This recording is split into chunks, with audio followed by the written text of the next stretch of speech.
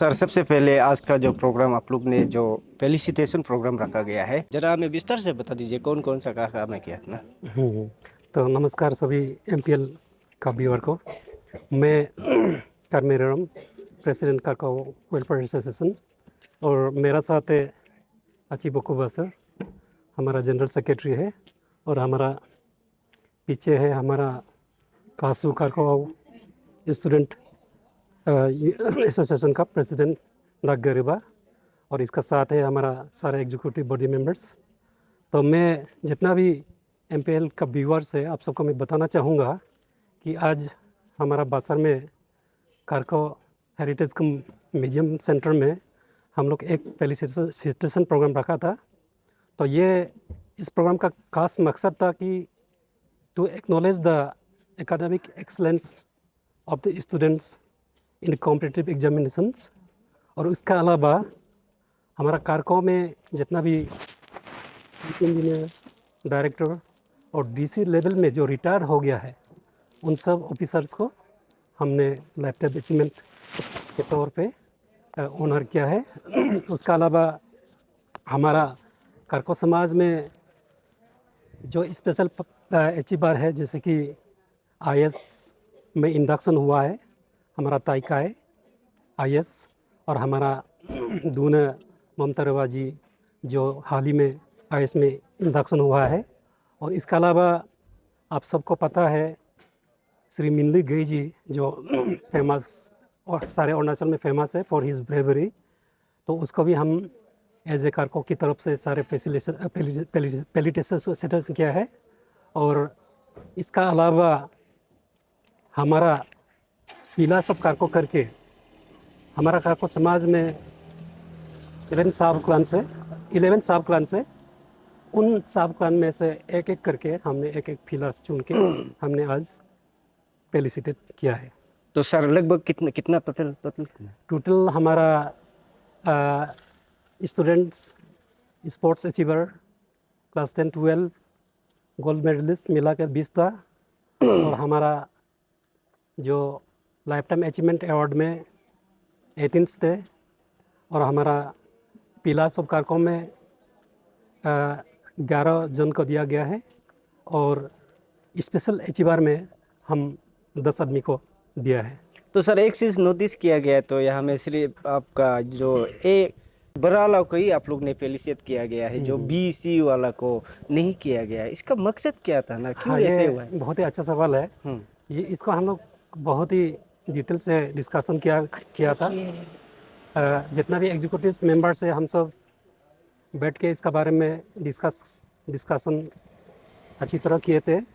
जैसे कि आप सबको पता है कि हमारा कारकत समाज में लगभग 40,000 से ज़्यादा पॉपुलेशन है और इनमें से जितना भी ग्रुप सी डी और जितना भी सीनियर ऑफिसर्स रिटायर्ड मान लीजिए सेक्रेटरी लेवल तक, अगर हम जितना भी सुपर एनुएटेड हुआ है उसको अगर हम फेलिसिटेट करने लगेंगे तो कम से कम 2-3 हज़ार हमको फेलिसिटेशन करना पड़ता।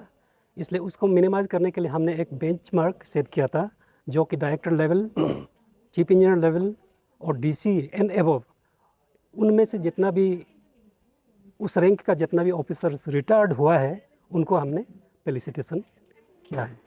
तो सर कावा ने इन द कॉन्टेक्स्ट ऑफ गालो आप लोग समाज के लिए क्या काम किया है कम्युनिटी के लिए? हाँ, देखिए जो भी हो हम कारको तो भी है जो गालो है, तो हम गालो का ही पार्ट है। तो हम जो भी काम करेंगे गालो समाज के लिए करेंगे, क्योंकि गालो समाज के अंदर में जितना सब क्लान्स है वो सब मिल के ही हम गालो बनते हैं। तो कारको जितना मजबूत होगा उतना गालो ही मजबूत रहेंगे। तो इसलिए हाल ही में हमारे GWS का 13 कॉन्फ्रेंस समाप्त हुआ है। उसमें भी हम लोग का यही ऑब्जेक्टिव था कि गालो समाज दो भाग में बांटना नहीं चाहिए, एक ही गालो समाज होनी चाहिए और गालो को लीड करने वाला भी एक ही टीम होना चाहिए। इसी मकसद को लेके हम लोग इस बार भी पासीघाट में जितना भी गालो हमारे जितना भी कारको में से 50 से ज़्यादा डेलीगेट्स लेके हम उसमें पार्टिसिपेट किए थे। तो सर लसली आप लोग का अगर फ्यूचर प्लानिंग एक्शन वगैरह है तो आप शेयर कर सकते हैं। हाँ, जैसे कि हमको सुनने में आया कि इस बार जो अरुणाचल पब्लिक सर्विस कमीशन में जो हमारा CO रैंक और उससे ऊपर जो भी इंटरव्यू हुए हैं उसमें से गालो में से कम 20 to 25 लड़का क्वालिफाई हुआ है, लड़का लड़कियाँ। तो उसमें अगर गालो समाज के GWS उसको कोई काउंसलिंग प्रोग्राम करते हैं तो हम उसको साथ देंगे। अगर वो लोग नहीं करते तो हम जितना भी हमारा कारको के स्टूडेंट्स कम से कम 7-8 लोग क्वालिफाई हुआ है उनको हम अपना कारको की तरफ से करेंगे। मगर ये डिपेंड करेंगे GWS का ऊपर। अगर GWS करते हैं तो हम कारको नहीं करेंगे, क्योंकि गालो और कारको एक ही है। सर बीइंग ए प्रेसिडेंट आपने जिस प्रकार से बताया कि 7 सब क्लान है, जरा हमें 11 सब क्लान के सीक्वेंस से आप बता पाएगा, शेयर कर पाएगा? इसमें सबसे पहले तो हम उधर से कार्बी, कारबाक, कारसू, गई है और हमारा गरुम है और इसके अलावा हमारा रीराम है, रीना है, रिहार में आते हैं बासर और हमारा आधा आता है, उसको रिहार ही आजकल बोलते हैं, बासर का अंदर में हो। उसके अलावा काय है, उसके बाद इरिंग इको, ये सब मिला। और एक तो हाल ही में अगर कागम भी हाल ही में हमको एप्लीकेशन दिया है कि कारको में इसको शामिल किया जाए, तो हमारा सेंट्रल एग्जीक्यूटिव बॉडी ने उसको एप्लीकेशन को एक्सेप्ट किया है, तो उसको मिला के हमारा 12 हो जाएगा।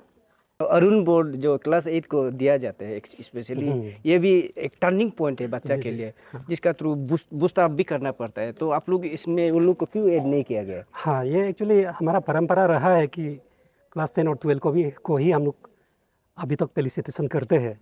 तो आप सही सवाल उठाया है, जो अगले बार जो भी प्रोग्राम होंगे तो ये क्लास 8 में जो पास होते हैं उनको भी हम ज़रूर शामिल करेंगे। सर जाते जाते अगर मैसेज देना चाहेंगे तो स्क्रीन। हाँ, मेरा मैसेज ये है कि देखिए हमने जो आज फेलिसिटेशन किए हैं, it should act as an source of inspiration for the youngsters it should boost the moral and the confidence of the student, so that they can strive harder and so that they can excel in their life. तो हमारा students को यही message है कि आप लोग जो आज मिला है उनको आपके लिए कॉन्ग्रेचुलेशन, जो नहीं मिला है अवार्ड आप सभी निराश ना हो, क्योंकि it's not the end of the road. आपको जो मैटर करता है एंड रिजल्ट मैटर करता है। आप अपना ज़िंदगी में पढ़ लिख के आप जो भी सफल बनेगा वो ज़्यादा मैटर करेगा। आज क्लास 10-12 में आप 80% 90% वो जो है चलो it will act as an आपको इंस्पायर करेंगे, दैट्स देयर, लेकिन मेन जो मैटर करता है कि आखिर में आपका लाइफ में आप जाके क्या आदमी बनते हैं वो मैटर करते हैं। इसलिए तो आप लोग जो भी हो अच्छा काम कीजिए, मेहनत कीजिए, मन लगा के पढ़ाई कीजिए।